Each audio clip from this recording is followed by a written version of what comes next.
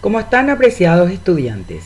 El día de hoy vamos a hacer un rápido repaso de la fisiología del aparato respiratorio que nos va a servir de introducción para analizar posteriormente las pruebas de exploración de la función respiratoria que nos permitirá analizar los estados fisiopatológicos de los grandes síndromes respiratorios.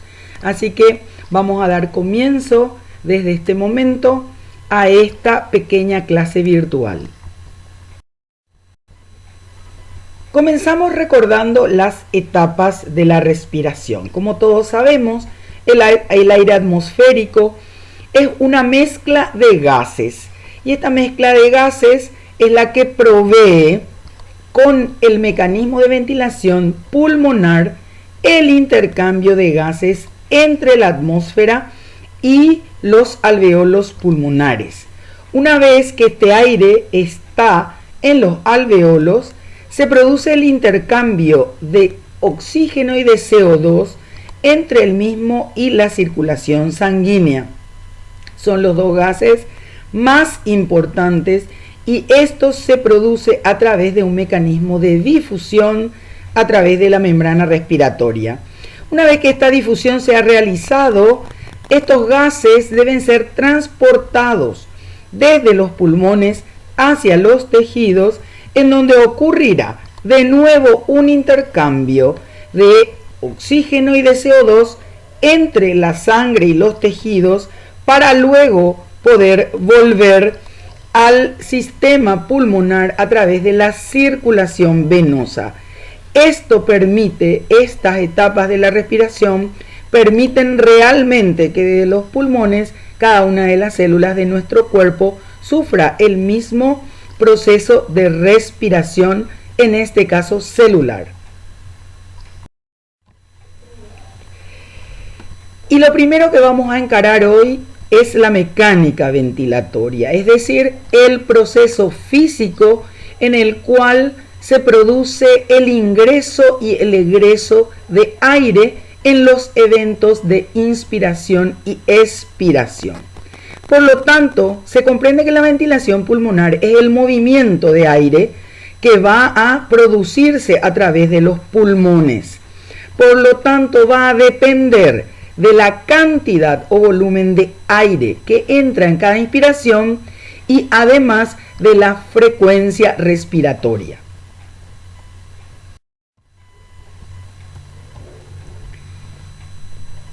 Por lo tanto, en el proceso inspirativo, lo que ocurre es la contracción del músculo respiratorio más importante, que es el diafragma.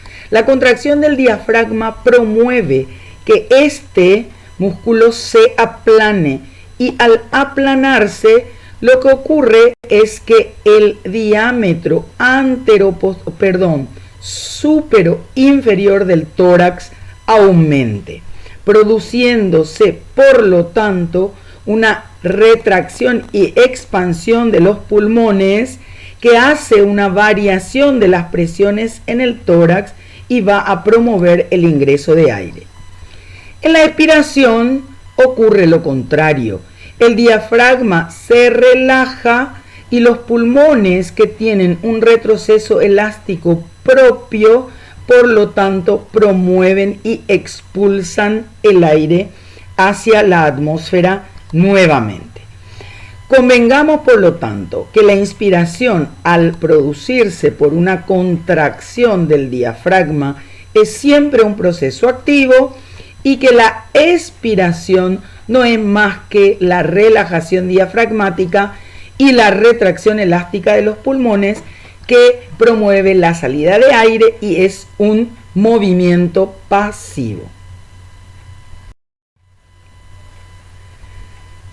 Recordar también algunos pequeños conceptos físicos.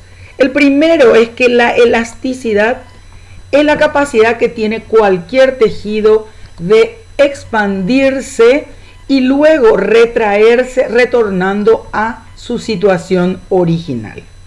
Recordar también que el aire es una mezcla de gases y que la presión total de esa mezcla de gases es la suma de las presiones parciales de cada uno de ellos.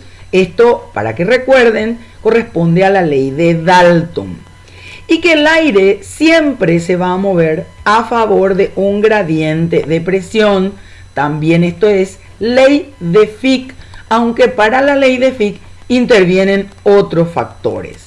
Y que el gas siempre ocupa un espacio y que su presión va a ser siempre inversamente proporcional al volumen que está ocupando, y esto es ley de Boyle. Simplemente un recordatorio. Por lo tanto, podemos preguntarnos por qué entra y sale el aire de los pulmones, y es un manejo de presiones.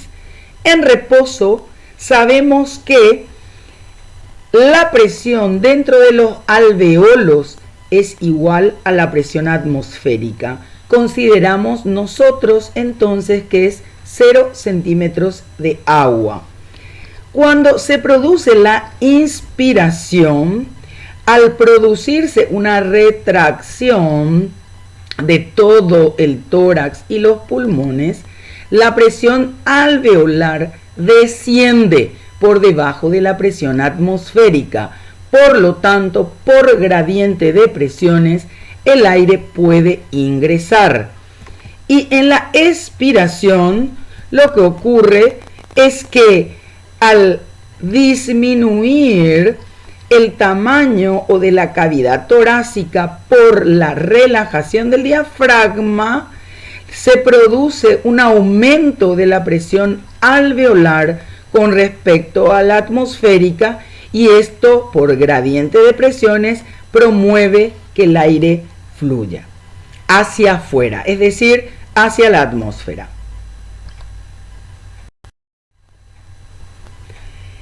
Y recordando nuestro libro de Guyton de fisiología, vamos a pensar en las presiones que van a intervenir en este movimiento de ingreso y de egreso de aire en la inspiración y en la expiración.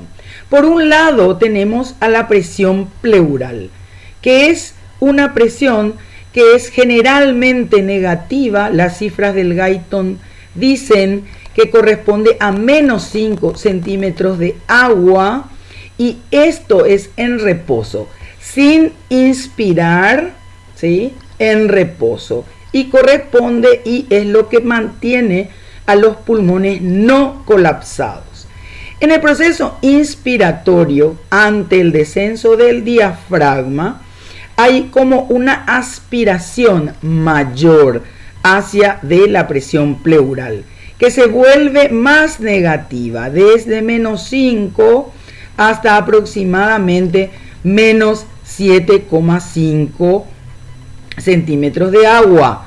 Y esto hace que la presión alveolar, que era 0 en reposo, también disminuya, promoviendo por lo tanto un gradiente de presión con respecto a la atmosférica y el ingreso de aire a un volumen de aproximadamente 0,5 litros por cada centímetro de agua de presión que descienda la presión alveolar.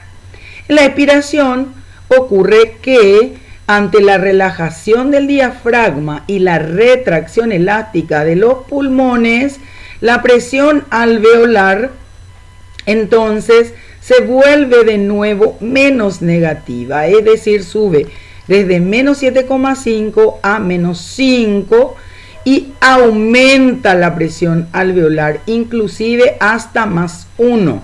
Por lo tanto, supera la presión alveolar a la presión atmosférica, promoviendo la salida de aire desde el alveolo hacia la atmósfera. La diferencia que existe entre la presión pleural y la presión alveolar es lo que conocemos como presión transpulmonar. Por lo tanto, y haciendo un pequeño resumen para finalizar estos conceptos, tenemos que en la inspiración ocurre una contracción del diafragma, una relajación de los músculos expiratorios, una contracción ocasional de los músculos que elevan el tórax, y esto aumenta el diámetro del tórax y aumenta las dimensiones antero-posterior y transversales del tórax, lo que promueve una reducción de la presión intrapleural, ¿sí? Hay una cohesión de las pleuras visceral y parietales, hay una distensibilidad del tórax y de los pulmones que van a todos en conjunto promover la expansión de los mismos con disminución de la presión alveolar y establecer finalmente un gradiente de presión entre la atmósfera y los alveolos que van a llevar a la inspiración. En el caso de la expiración, la relajación es el proceso inverso. La relajación de los músculos inspiratorios y la contracción de los músculos expiratorios promueven una disminución del tamaño del tórax. Y esto incrementa la presión dentro del mismo. Y sumado al retroceso elástico propio del tejido pulmonar, esto promueve la disminución del tamaño de los pulmones, el aumento de la presión alveolar y el gradiente de presión desde el alveolo hasta la atmósfera, y se produce la salida de aire en el proceso de expiración. Repasen por favor todos los valores de las presiones establecidas en el libro de texto de fisiología que ustedes utilizaron en el segundo curso, que creo que es el libro de Guyton. En varias de las diapositivas precedentes hemos hablado de la distensibilidad pulmonar o de su retroceso elástico. Se la conoce también como compliance o como complacencia, es decir, la capacidad que tiene el pulmón de recibir aire, es decir, de expandirse ante el ingreso de aire o de retraerse ante el egreso de aire en los eventos respiratorios. La distensibilidad pulmonar, por lo tanto, depende de dos grandes factores. Por un lado, de la elasticidad propia del tejido pulmonar, que está constituido por fibras de elastina y de colágeno que van a establecer 1/3 del total de las fuerzas elásticas. Y por otro lado, de la tensión superficial en los alveolos, que tienden siempre a colapsarse, y que gracias al surfactante pulmonar este colapso no se realiza y corresponde al 2/3 del total de las fuerzas que permiten la distensibilidad pulmonar. Recordar siempre entonces que la fuerza de tensión superficial en los alveolos es sumamente grande y que es gracias al surfactante pulmonar que disminuye esta fuerza tensoactiva que tiende al colapso de los alveolos, que también los mismos se encuentran abiertos, y esto permite una complacencia, es decir, un ingreso de aire favorable y que tiene sus cifras determinadas que veremos a continuación. Por lo tanto, la distensibilidad permitirá el ingreso o el movimiento, mejor dicho, de 200 mililitros de aire por cada centímetro de agua que varíe la presión transpulmonar. Si la presión transpulmonar aumenta entonces en 1 centímetro de agua, el volumen pulmonar se expandirá en 200 mililitros. Esto es sumamente importante para comprender que los problemas de distensibilidad pulmonar pueden provocar un trastorno grave en la complacencia, es decir, en la posibilidad de ingreso de aire en los pulmones. Algo que haga variar la presión pleural, es decir, que la misma no sea tan negativa, afectará severamente la presión transpulmonar. Por lo tanto, es lógico de pensar que es muy importante recordar la importancia de las presiones que van a influir en la presión transpulmonar. La presión alveolar por un lado y la presión pleural por el otro, cuando se produzcan procesos patológicos que puedan afectar el evento de ingreso o movimiento de aire, de flujo o volumen por presión, que veremos seguramente más adelante en los futuros capítulos. Muy bien, terminado el repaso de mecánica ventilatoria, quiero introducirme en algunos pequeños aspectos de lo que es la difusión de los gases, tanto a nivel de los alveolos hacia el torrente sanguíneo, como desde los tejidos hacia el torrente sanguíneo para volver a los pulmones. Recordar que esta difusión de gases a través de los líquidos se rige por la ley de Fick. Por lo tanto, la difusión neta va a ser establecida por el gradiente de las presiones parciales del oxígeno y del CO2 en nuestro caso. Pero como es Fick, tenemos que recordar que además van a afectar la tasa neta de difusión, la solubilidad del gas en el líquido por un lado, el área transversal, la distancia que debe recorrer el gas que difunde, el peso molecular y la temperatura del líquido, que sería 37 grados, o sea, constante en nuestro cuerpo. Por lo tanto, el repaso de los determinantes de la tasa neta de difusión por ley de Fick es muy importante que lo hagan. También es importante recordar que las presiones parciales del aire son diferentes a nivel de la atmósfera, a nivel de las vías respiratorias, a nivel del alveolo y a nivel del aire expirado. Como verán, en el aire de las vías respiratorias encontramos la aparición de un factor muy importante, que es el factor del agua, que se incrementa enormemente, es decir, se humedece el aire una vez que ingresa a través de nuestra nariz.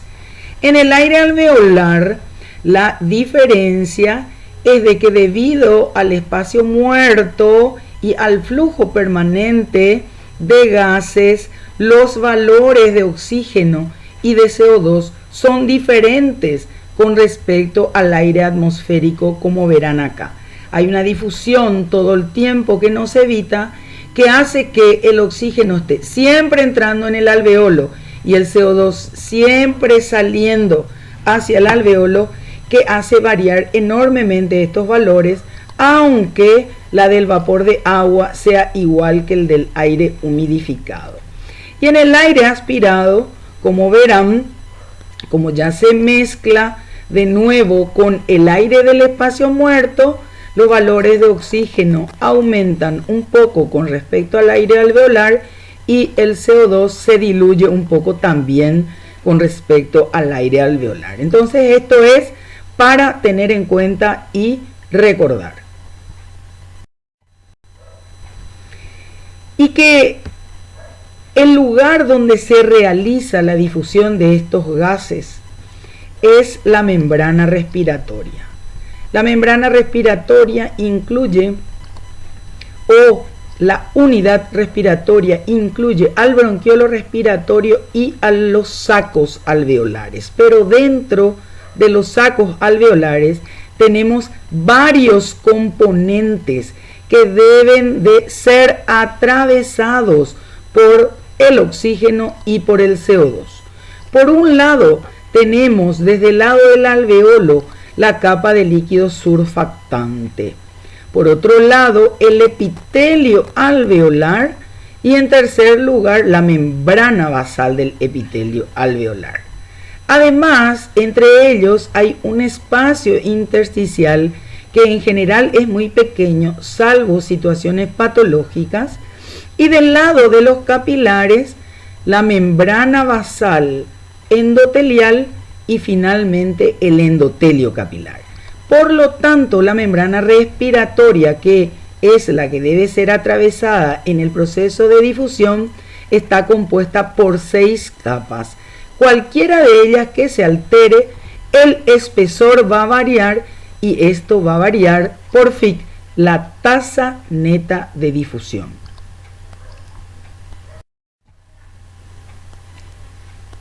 Y por lo tanto, la tasa neta de difusión puede ser afectada por varios factores.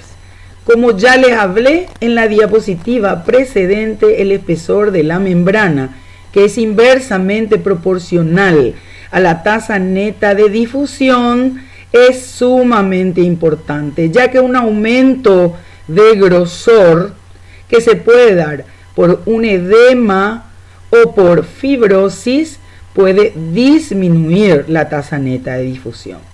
También se contempla en FIC el área, y en este caso sería el área de la superficie de la membrana. Y como el área es directamente proporcional a la tasa neta de difusión, al disminuir el área, disminuirá la capacidad de difusión del alveolo. Esto puede verse en el caso de una extirpación o de la disminución de la superficie total de los pulmones o en el caso del enfisema pulmonar. Otro factor es el coeficiente de difusión del gas. Y tenemos que recordar que esto va a depender de la solubilidad de ese gas y que es inversamente proporcional al peso molecular del mismo. Esto hace que el coeficiente de difusión del CO2 sea 20 veces mayor que el del oxígeno. Sin embargo, el oxígeno difunde 2 veces más rápido que el nitrógeno. En conclusión, cuando haya un problema a través de la membrana, lo primero que tienen que pensar que va a resentirse, es decir, la tasa de difusión que primero va a disminuir va a ser la del oxígeno debido a este factor. Y solamente ya en casos mucho más extremos disminuirá la tasa de difusión del CO2. Y por último, tenemos que tener en cuenta el gradiente de concentración. Por lo tanto, cuando haya un bajo nivel de oxígeno que llegue al alveolo, la diferencia de presiones será menor, habrá menos gradiente y por lo tanto habrá menos difusión.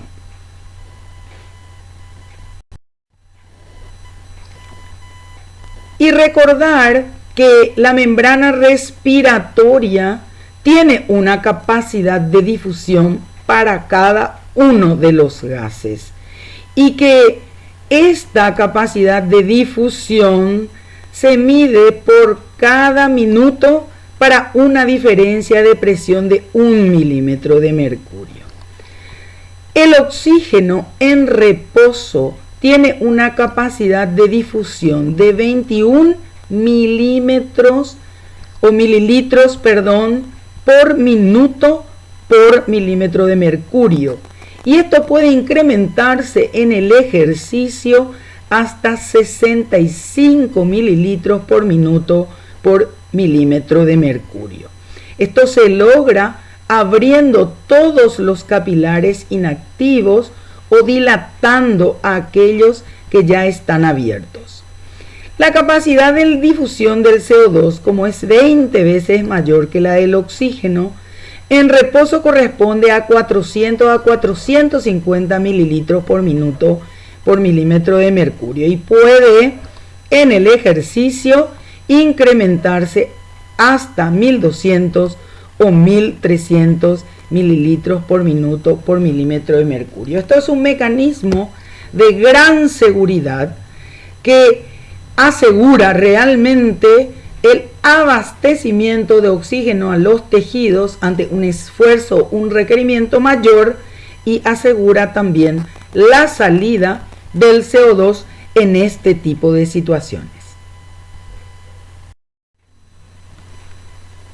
Visto todos los determinantes de la difusión de los gases, es también importante resaltar que esta difusión depende no solamente de la tasa de ventilación alveolar, sino también de la capacidad de transferencia de O2 y CO2 a través de la membrana respiratoria, pero todo ello sería ineficiente si no existiese una circulación apropiada que pueda llevar estos gases hacia los tejidos o traerlos de retorno.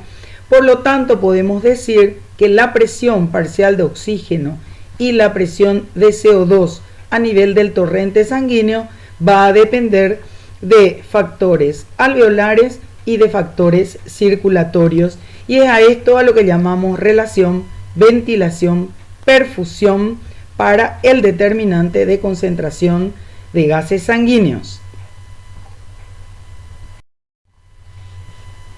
Por lo tanto, cuando nosotros tenemos una ventilación alveolar correcta y uniforme y un flujo sanguíneo también igual para cada alveolo, podemos decir que la relación ventilación-perfusión, o VA sobre Q o V sobre Q, según algunos libros, es igual a 1. Es decir, ventilación normal y flujo sanguíneo normal.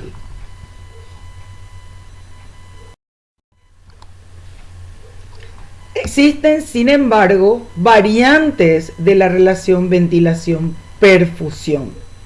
Variantes en donde o la ventilación o la perfusión se pueden encontrar alteradas.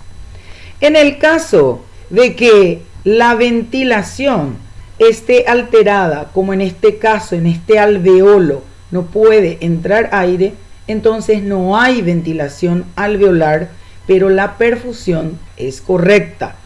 Por lo tanto, aquí no habrá transferencia de gases y la sangre que llega, la sangre venosa que llega, no se oxigena y vuelve a la circulación general. A esto se llama sangre de cortocircuito. Entonces, lo que ocurre en este lugar es que la sangre no pierde su CO2 y no capta el oxígeno, y se considera a esto un cortocircuito de derecha a izquierda, es decir, a la izquierda le llega la misma sangre venosa que había llegado al lado derecho, y el BQ, por lo tanto, en este caso va a ser menor a 1. Si la situación fuese al revés, en donde nosotros tenemos una ventilación pulmonar correcta, pero hay un corte en el flujo sanguíneo, la transferencia tampoco se puede realizar. Por lo tanto, hay una ventilación adecuada con un flujo inexistente. Entonces decimos que la relación ventilación-perfusión es infinito. Y esto corresponde en general a zonas que decimos son como del espacio muerto. Y hay un espacio muerto anatómico y un espacio muerto fisiológico que deberían de repasar en el libro de Guyton. Entonces, la relación ventilación-perfusión menor a 1 significa siempre que hay un problema en la ventilación, y una relación ventilación-perfusión infinito o mayor a 1, entonces significa que hay un problema en la perfusión. Veamos ahora cómo se produce la transferencia de los gases tanto a nivel de los pulmones, y vamos a ver cómo se transportan y luego cómo se produce la transferencia a nivel tisular. Lo que ocurre con el oxígeno a nivel pulmonar es que ingresa una concentración de oxígeno de 40 milímetros de mercurio por el extremo arterial del capilar, viniendo desde la arteria pulmonar. Que la concentración de oxígeno alveolar es de 104 milímetros de mercurio. Por lo tanto, existe un gradiente de presiones de 64 milímetros de mercurio que favorece el pasaje del oxígeno desde el alveolo hacia el capilar pulmonar. Y que a la salida en el extremo venoso de este capilar, las presiones se equiparan, por lo tanto, sale la PO2 con 104 milímetros de mercurio. Si miramos este primer gráfico, lo que vemos nosotros acá es que la presión en la sangre venosa de oxígeno es de 40 milímetros de mercurio, entra a la arteria pulmonar al salir del ventrículo derecho y al llegar a los capilares pulmonares, esta presión va subiendo y se equipara hasta aproximadamente 104 milímetros de mercurio. Como esta sangre al llegar al corazón derecho se mezcla con la sangre venosa propia de las venas bronquiales, esto diluye un poco la concentración de oxígeno y baja hasta aproximadamente 95 milímetros de mercurio. Por lo tanto, la sangre arterial que sale por la arteria aorta y se distribuye hacia la circulación tiene una presión parcial de oxígeno de aproximadamente 95 hasta acá. Y al llegar a los tejidos y producirse el intercambio, como vemos nosotros en esta figura de acá, estamos viendo que por el extremo arterial del capilar llega a 95 milímetros de mercurio. Que en el intersticio tisular la presión parcial de oxígeno es de aproximadamente 40 milímetros de mercurio, lo que establece un gradiente de presión de aproximadamente 55 milímetros de mercurio para que el oxígeno ingrese al intersticio, y del intersticio con esta presión, fíjense que las células tienen aproximadamente solamente 23 milímetros de mercurio. Posteriormente ocurrirá la difusión de acá a acá. Por lo tanto, al ceder aproximadamente 55 milímetros de mercurio de presión, la presión parcial de oxígeno que sale en el extremo venoso del capilar es de 40 milímetros de mercurio, que es lo que nosotros vemos acá, y que llega de nuevo a 40, y esto es lo que retorna hacia los pulmones y produce el ciclo una vez y otra vez y otra vez por el resto de nuestra vida. Por lo tanto, sale con 95 milímetros de mercurio, ¿sí?, del corazón, y llega con la misma presión hasta los capilares. El líquido intersticial tiene 40, el líquido intracelular tiene 23 y el extremo venoso o las venas tienen una presión parcial de oxígeno de 40 milímetros de mercurio. Bueno, ¿cómo es transportado entonces este oxígeno? El oxígeno es transportado mayoritariamente unido a la hemoglobina. Sabemos que cada gramo de hemoglobina puede aproximadamente transportar 1,39 mililitros de oxígeno, pero en condiciones reales es 1,34. Hay solamente 0,3% de oxígeno que puede ir diluido con la sangre.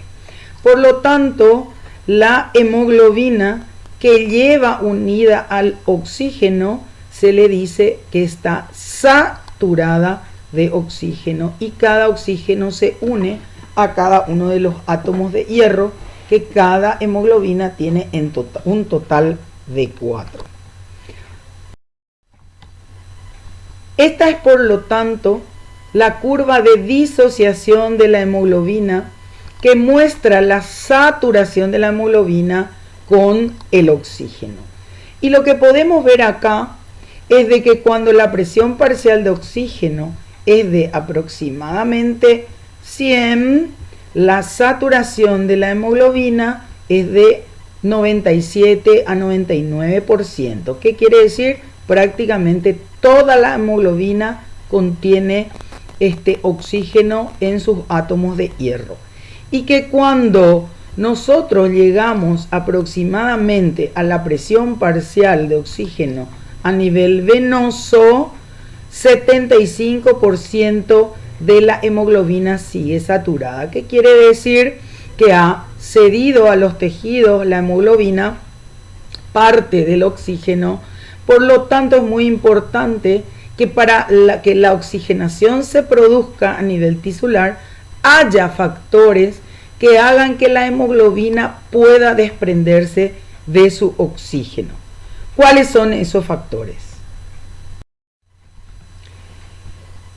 Muy bien, los factores que pueden influir en que la hemoglobina pierda su afinidad por el oxígeno o que gane afinidad por el oxígeno son estos que vemos acá.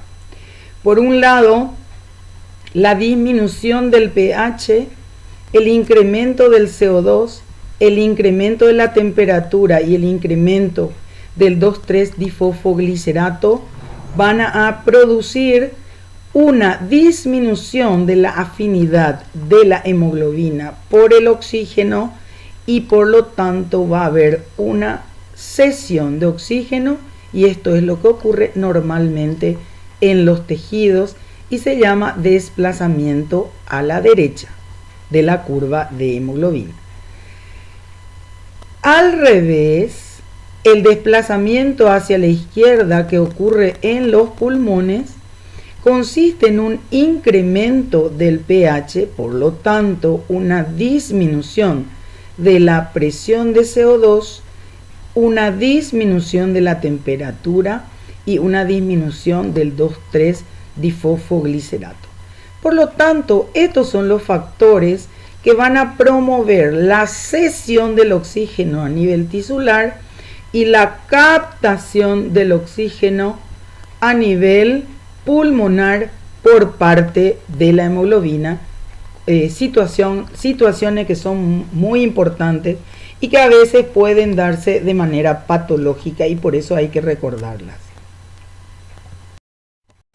Terminamos entonces diciendo que la saturación de la hemoglobina por el oxígeno o el porcentaje de saturación es el grado de ocupación que tienen los grupos hemo de la hemoglobina por el oxígeno y que en general es de 99 a 97% en la sangre arterial cuando la presión parcial de oxígeno es de aproximadamente 100 milímetros de mercurio y que en la sangre venosa es de 75% cuando la presión parcial de oxígeno es de 40 milímetros de mercurio. Esto es muy importante porque la saturación de oxígeno por la hemoglobina es uno de los parámetros medidos en un estudio de los gases a nivel de las arterias o de la sangre arterial que conocemos como gasometría y que veremos un poco más adelante.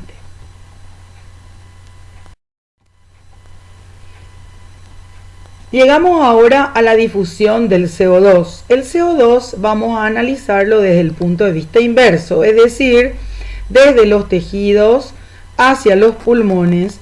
Y lo que podemos ver aquí es de que en las células la presión parcial de oxígeno es de 46 milímetros de mercurio y que en el intersticio es de aproximadamente 45. ¿Qué quiere decir? Que hay solamente 1 milímetro de mercurio de gradiente de presión de la célula al intersticio y que en el extremo arterial del capilar lo que ingresa hacia los tejidos es una CO2 de aproximadamente 40 milímetros de mercurio. Por lo tanto, hay un gradiente de presión de 5 milímetros de mercurio desde las arterias o desde el intersticio, hacia el capilar, saliendo por lo tanto en el extremo venoso del capilar la misma presión que el intersticio. Esto va posteriormente hacia los pulmones. Y a nivel pulmonar, en el extremo arterial del capilar alveolar, ingresa la misma presión que hemos visto que sale desde los tejidos, que es 45 milímetros de mercurio. Y ya vimos también que la PCO2 en el alveolo es de 40 milímetros de mercurio. Por lo tanto, hay un gradiente de presiones de 5 milímetros de mercurio que promueven la difusión neta del CO2. Y al salir por el extremo venoso, el CO2 sale con la misma presión que había en el alveolo, es decir, 40 milímetros de mercurio. ¿Cómo se transporta a nivel de la sangre el CO2? Un poco diferente al oxígeno, que lo hace casi en exclusividad con la hemoglobina. El CO2 es un poco más polifacético que el oxígeno en su manera de transportarse.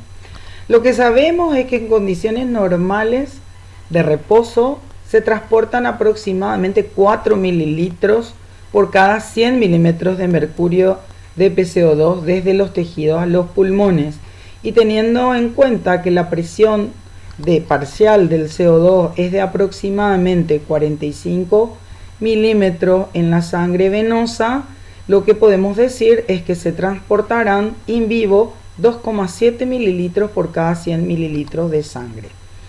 Y esto en un 7% es el CO2 diluido en la sangre, pero también puede unirse a los radicales amino de la hemoglobina en un 23%, formando lo que conocemos como carbaminohemoglobina, y por acción de la anhidrasa carbónica que se encuentra en el glóbulo rojo, el mismo puede, en reacción con el agua, formar ácido carbónico y desdoblarse en bicarbonato y un protón. Por lo tanto, hay un 70% que puede ser transportado como bicarbonato. Y una vez que este bicarbonato llega hasta los pulmones, hace el proceso inverso, ya que también hay actividad de anhidrasa carbónica a nivel de los pulmones.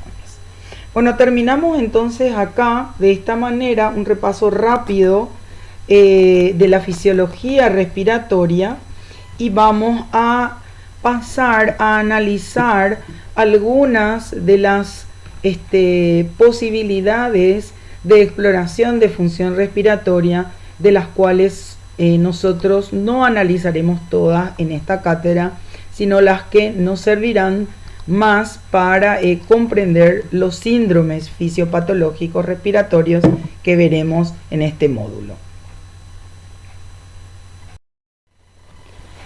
Las pruebas de la función respiratoria que se utilizan en la práctica médica para poder evaluar algunas de las condiciones en los síndromes respiratorios corresponden a pruebas de 3 tipos.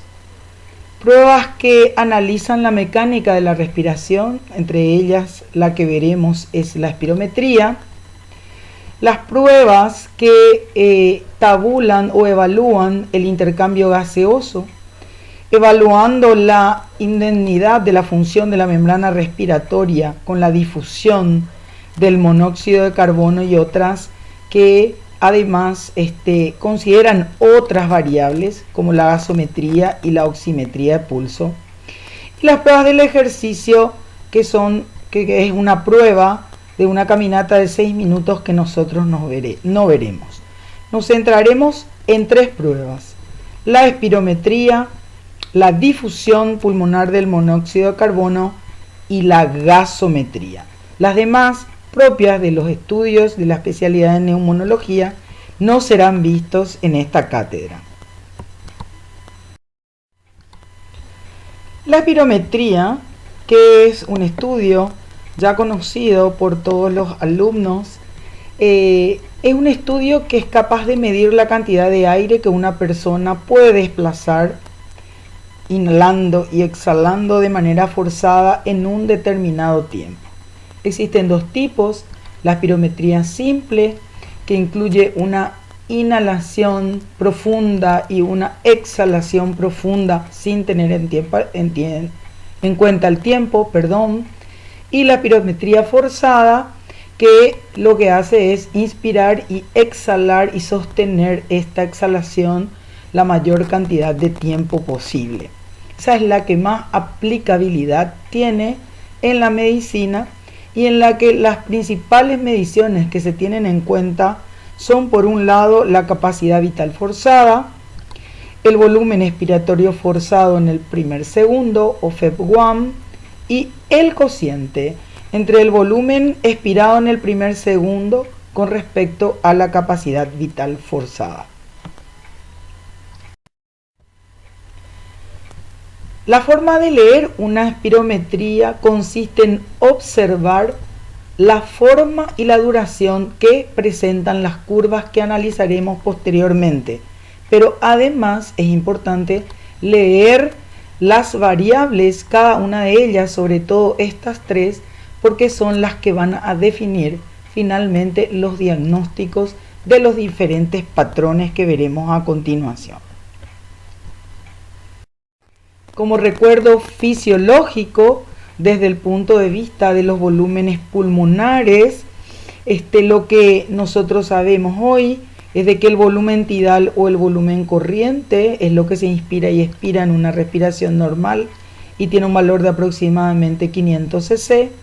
Hay un volumen de reserva inspiratoria que es de aproximadamente 3000 cc, un volumen de reserva expiratoria que es de 1100 cc y un volumen residual, que es aquel volumen que queda siempre en los pulmones, inclusive después de una expiración muy forzada, y cuyo valor es de 1200 cc. Recordamos también las capacidades pulmonares. Por un lado está la capacidad inspiratoria, que es lo que vemos aquí, que incluye el volumen corriente y el volumen de reserva inspiratoria y tiene un valor de aproximadamente 3500.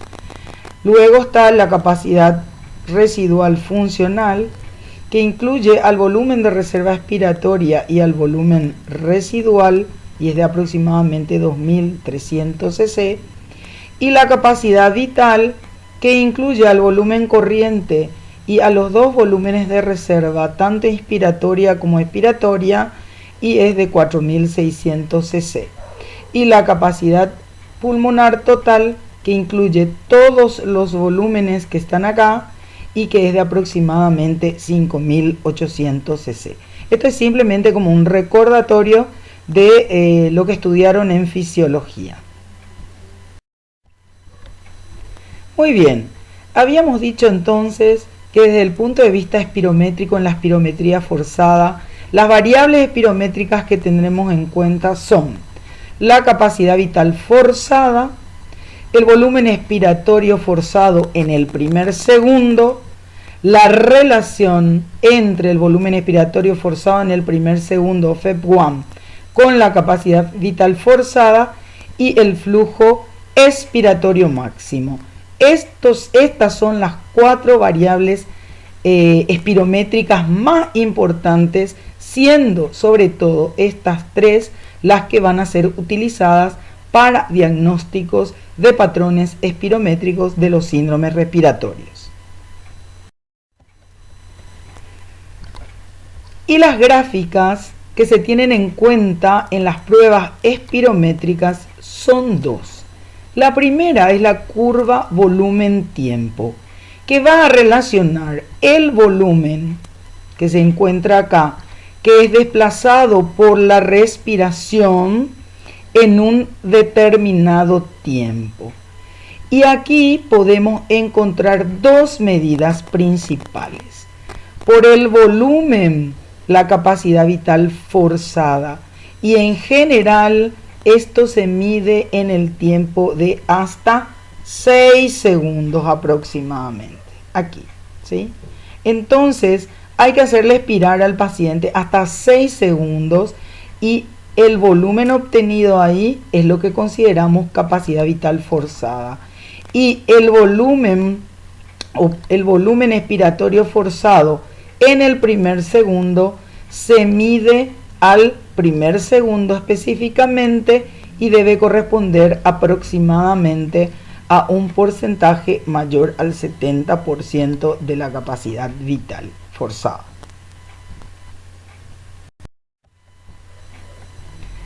Otro tipo de gráfica es la curva de flujo y volumen, que se caracteriza por tener un ascenso muy rápido, que llega hasta un punto máximo y ese punto máximo se considera el flujo expiratorio máximo. Y a partir de ahí hay una pendiente que desciende, que es un poquitito menos pronunciada, que la curva del ascenso hasta que logra o llega hasta el eje del volumen, como veremos a continuación y les explicaré mejor.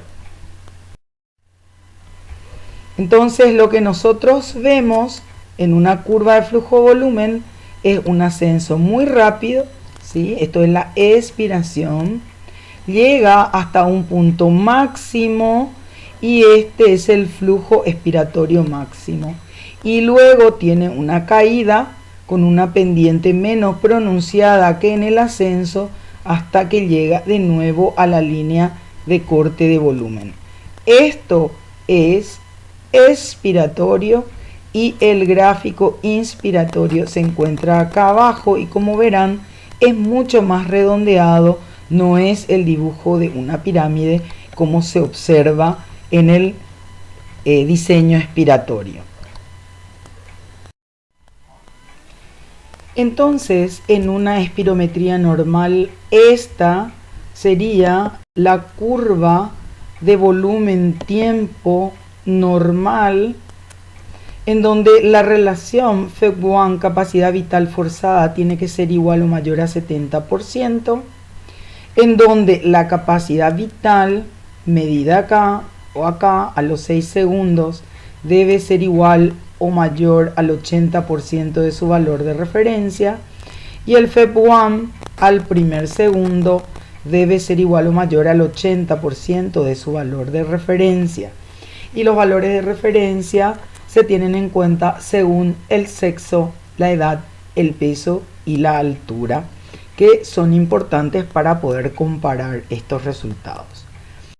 Esta es la curva de flujo-volumen normal, en una espirometría normal, en donde hay un ascenso y una curva de pendiente muy importante, el flujo expiratorio máximo acá y la curva de descenso un poco más sinuosa, un poco menos aguda que la curva de ascenso. Veamos entonces ahora los patrones espirométricos anormales. El patrón espirométrico obstructivo tiene una curva de volumen-tiempo bastante diferente. Si habíamos comentado que lo normal era esta línea azul, lo que vemos en rojo es la curva volumen-tiempo de una persona con un problema o un síndrome respiratorio obstructivo. ¿Qué es lo que notamos acá en primer lugar? En primer lugar es que se puede llegar casi a la normalidad de la capacidad vital forzada, pero en un tiempo un poquito mayor que los 6 segundos, ¿sí? Es decir, prácticamente la capacidad vital forzada es normal, pero lo que es llamativamente muy diferente es el volumen expirado en el primer segundo, que en el proceso obstructivo es realmente mucho menor. Es decir, es mucho menor al 80% del valor predictivo. Esto va a traer evidentemente como consecuencia que la relación capacidad vital forzada y volumen expiratorio forzado en el primer segundo también se vea alterado. Desde el punto de vista de la curva de flujo-volumen, si bien es cierto, vemos también que se puede llegar al volumen final de capacidad vital forzada, lo que vemos es que en el primer segundo no se logra realmente el volumen que se tiene en la curva normal. y que la expiración, por ello, está mucho más, la pendiente es mucho más lenta, de caída mucho más lenta, por lo tanto refleja un trastorno expiratorio importante propios de los patrones obstructivos. Cuando miramos de nuevo un gráfico similar a los gráficos que salen de los aparatos espirométricos y vemos que la línea de puntos es lo normal, entonces vemos la misma cosa, que se logra una capacidad vital forzada prácticamente igual, pero que el volumen expiratorio en el primer segundo se encuentra disminuido y que la declinación de la curva expiratoria de volumen es mucho más lenta. Por lo tanto, este es el típico patrón obstructivo desde el punto de vista espirométrico. El patrón espirométrico restrictivo se debe a la incapacidad que tiene el aparato respiratorio de movilizar el aire o la misma cantidad de aire que lo hace normalmente. Esto puede ser debido a causas pulmonares o porque en realidad la cavidad torácica tiene algún problema que impide la correcta expansión. Y lo que se observa desde el punto de vista espirométrico, al no poder manejar la misma cantidad de volúmenes, es que la capacidad vital forzada se encuentra disminuida, el FEV1 también se encuentra disminuido y al estar ambos disminuidos, la relación FEV1 capacidad vital forzada se encuentra normal. Esta es la curva de flujo volumen del patrón restrictivo, en donde podemos observar que el volumen de capacidad vital forzada que se logra hasta acá está muy disminuido con respecto al parámetro normal y que también el FEV1 se encuentra, por lo tanto, sumamente disminuido. Entonces esta curva roja con pequeña altura y pequeña distancia en anchor caracteriza al patrón restrictivo. La curva volumen-tiempo se caracteriza también por tener un volumen, aunque se expanda en el tiempo, que no logra llegar al volumen de la capacidad vital forzada, es decir, no puede manejar suficientes volúmenes. Y evidentemente en el primer segundo también el volumen expiratorio forzado en el primer segundo se encuentra sumamente disminuido. Entonces, caracteriza el patrón restrictivo una capacidad vital forzada disminuida, un FEV1 disminuido y una relación FEV1 capacidad vital forzada normal. Es para tener en cuenta porque de esta manera se hacen los diagnósticos posteriormente. Bueno, esta es la espirometría de un paciente que tiene 49 años, pesa 97 kilos y tiene una altura de 164 y es hombre. Y como verán, el gráfico espirométrico es un gráfico en donde observamos que no se llega a una capacidad vital forzada correcta. Esto donde se ve acá, ¿sí? El valor obtenido es de 2,56 litros y el predictivo, el que debería de tener para esos parámetros, es de 3,83. También vemos que hay una disminución o un FEV1 muy inferior al predictivo. Sin embargo, la relación FEV1 capacidad vital se encuentra conservada. Y a veces ocurre que hay en la espirometría indicadores de obstrucción y de restricción simultáneamente. A esto le conocemos como patrón mixto y se caracteriza por tener una relación FEV1 capacidad vital forzada menor a 70%, una capacidad vital forzada también disminuida y un FEV1 también disminuido. Es decir, aquí todos los parámetros se encuentran disminuidos. Y desde el punto de vista de la curva volumen-tiempo, lo que podemos observar es que no se logra la capacidad vital forzada y que además en el primer segundo está sumamente disminuido el FEV1 y cuando se establezca la relación, la misma se encontrará también disminuida. En la curva flujo-volumen vemos también una capacidad vital forzada, un volumen expiratorio máximo súper bajo con respecto a la normal y una caída en el FEV1 que es súper lenta y baja. Esto entonces el patrón mixto se caracteriza por tener una capacidad vital forzada disminuida, un FEV1 disminuido y además una relación capacidad vital forzada FEV1 disminuida. Entonces, el resumen final de los parámetros espirométricos, y así damos por terminada espirometría con una última diapositiva que viene después, es que el patrón obstructivo tiene una capacidad vital forzada en general normal, un FEV1 bajo y una relación FEV1 capacidad vital forzada baja. El patrón restrictivo se caracteriza por tener una capacidad vital forzada disminuida, un FEV1 disminuido, pero la relación FEV1 capacidad vital forzada normal. El patrón mixto se caracteriza por tener todo disminuido, la capacidad vital forzada, el FEV1 también y finalmente la relación FEV1 capacidad vital forzada.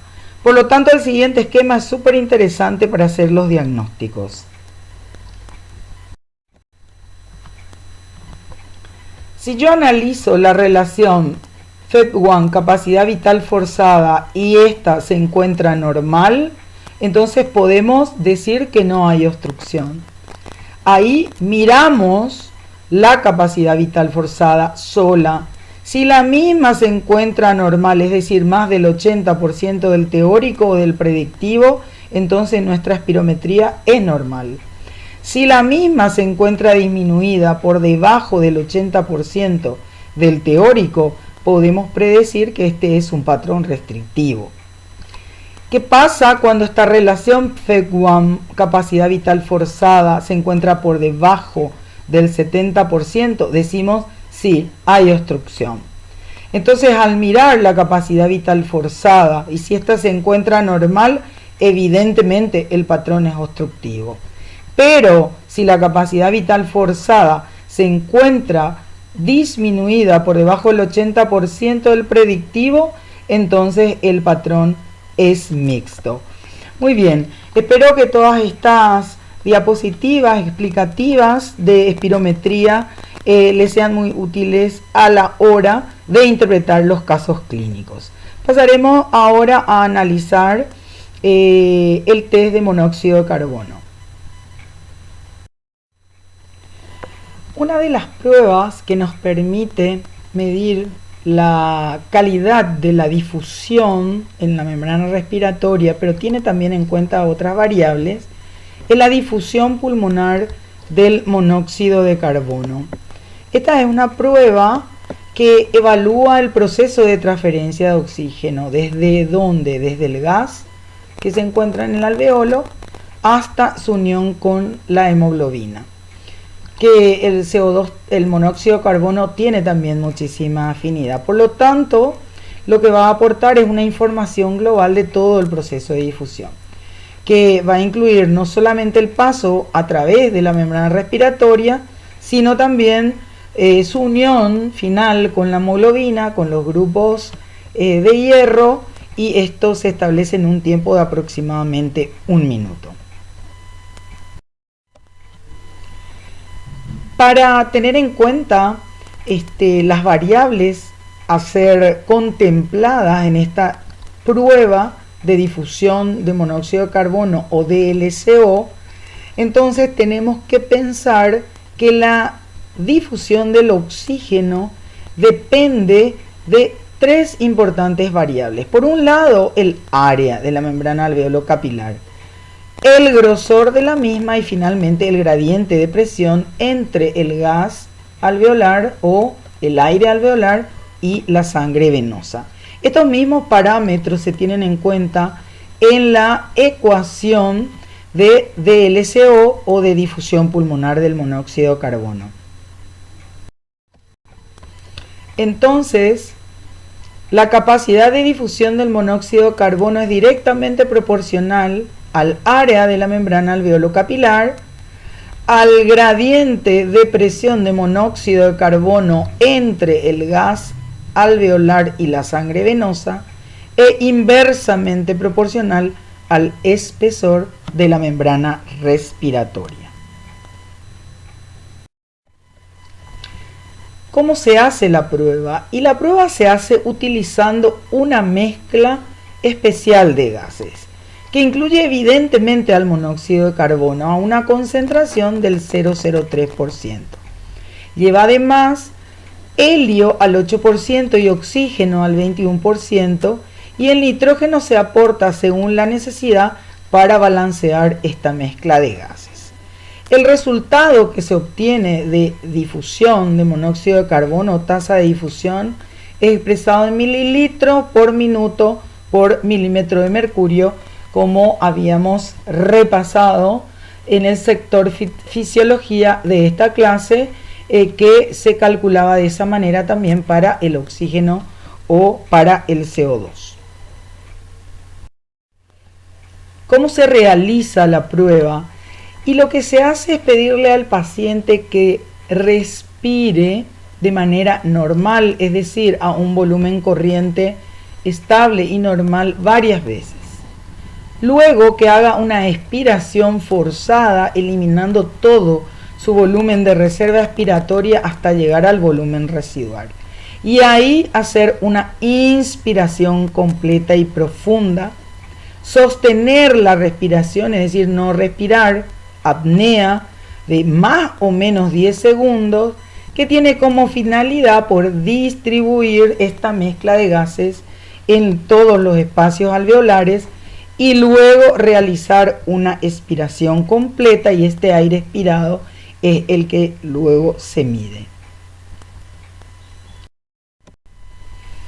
Si graficásemos entonces en un esquema esta prueba de difusión de monóxido de carbono, tenemos aquí las respiraciones a volumen corriente estable, la expiración forzada hasta llegar al volumen residual, una inspiración completa profunda, un no respirar o tiempo de apnea de aproximadamente 10 segundos, y luego una expiración completa en donde el primer tercio del aire expirado se correspondería al espacio muerto, es decir, no es un gas que se ha utilizado en el intercambio, y los 2 tercios siguientes se consideran la muestra alveolar a ser tenida en cuenta.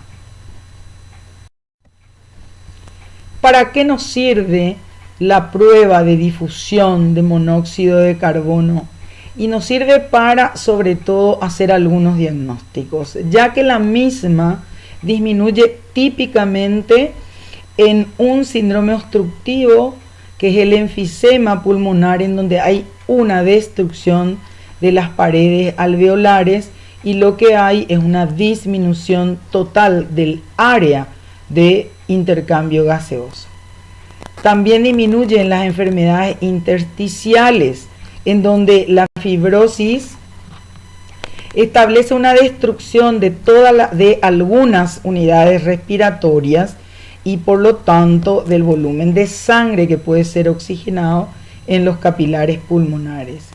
Y finalmente, en la enfermedad de TEP o tromboembolismo pulmonar, que se reproduce varias veces o recurrente, y en la hipertensión pulmonar, es decir, en una elevación de la presión capilar pulmonar, en las que lo que ocurre es una disminución de la superficie capilar y del volumen de sangre capilar que llega a los pulmones, y esto produce evidentemente un trastorno en la difusión de los gases.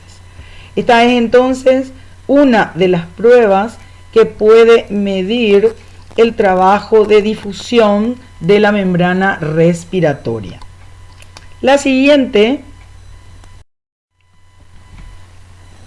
la medición de los gases en sangre arterial puede analizar algunos aspectos fisiológicos, como ser el estado de oxigenación, la ventilación pulmonar, el equilibrio ácido-base y cómo se encuentra la circulación a nivel periférico.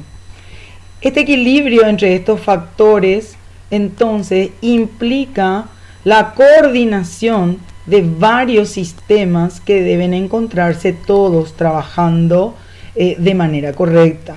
El aparato respiratorio, el aparato cardiovascular, el aparato hematológico, es decir, debemos de tener una buena cantidad de glóbulos rojos y hemoglobina, y también el aparato renal, ya que el equilibrio ácido básico lo contempla. Yo no analizaré todos los aspectos que los gases arteriales pueden contemplar, me basaré simplemente en lo que se refiere a la oxigenación y al equilibrio ácido-base desde el punto de vista respiratorio, es decir, desde el punto de vista del CO2. Entonces, es muy importante cuando vamos a hacer los gases arteriales, hay que conocer profundamente en qué condición fue obtenida la muestra de sangre arterial.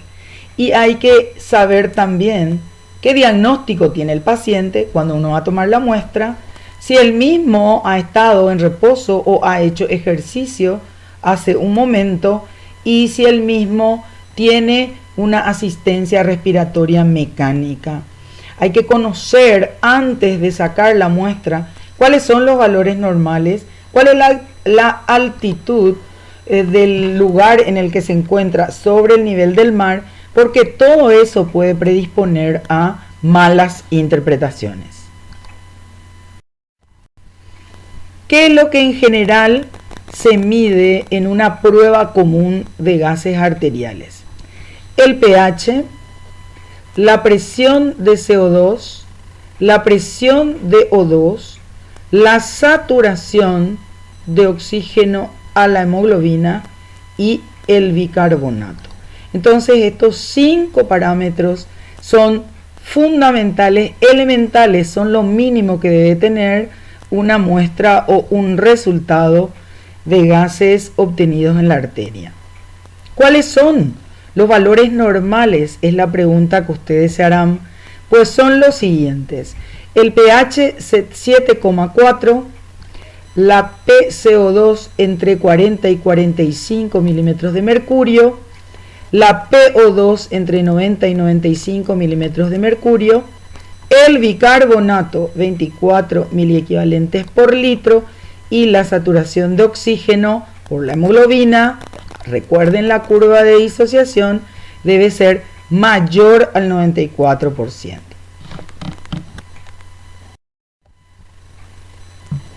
Veamos entonces desde el punto de vista del oxígeno. ¿Para qué nos sirve la medición de la presión parcial de oxígeno? Para descartar un cuadro conocido como hipoxia o hipoxemia, que es la disminución de la PO2 por debajo del valor normal esperado. Porque existen algunos mecanismos fisiopatológicos que pueden generar hipoxemia. Primero, que la presión del oxígeno inspirado en el aire inspirado sea baja, es decir, podemos, por ejemplo, estar en la altura y que haya una menor presión de oxígeno en el aire inspirado.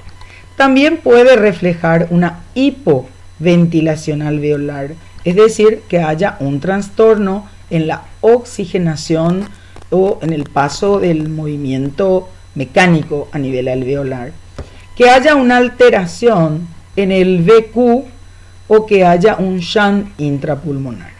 Entonces es muy importante identificar cuál podría ser la causa que promueve esta disminución de la PO2 en los casos de hipoxia o hipoxemia.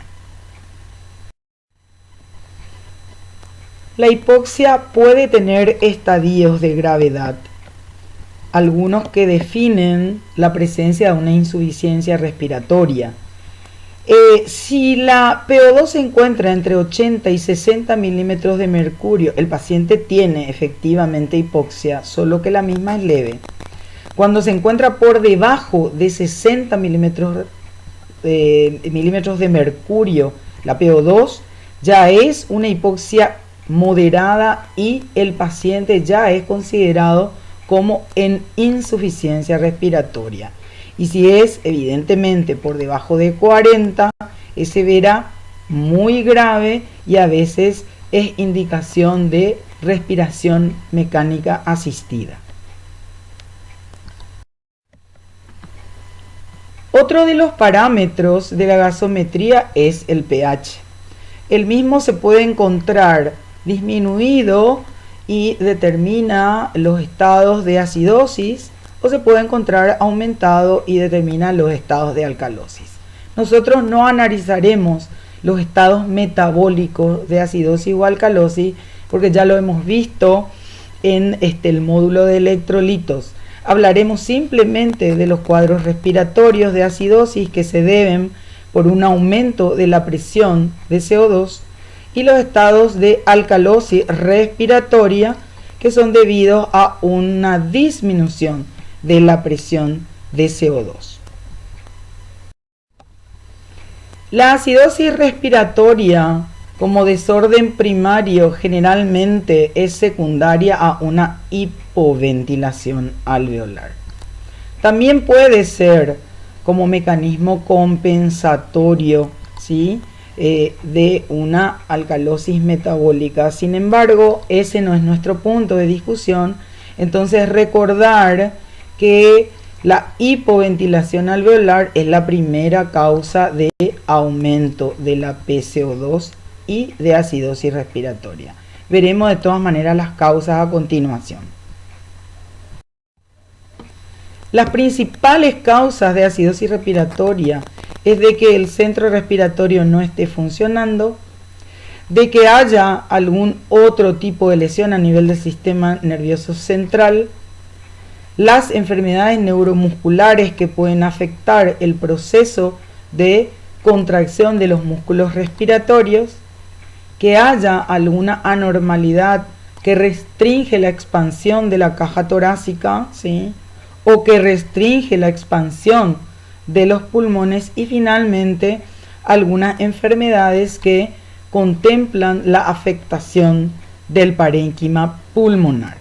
Por lo tanto, como recordamos del repaso fisiológico, que el CO2 aumente implica realmente una situación muy avanzada desde el punto de vista del intercambio respiratorio, ya que lo primero que siempre baja es el oxígeno, y este oxígeno, cuando baja, en general el CO2 todavía puede pasar la membrana respiratoria.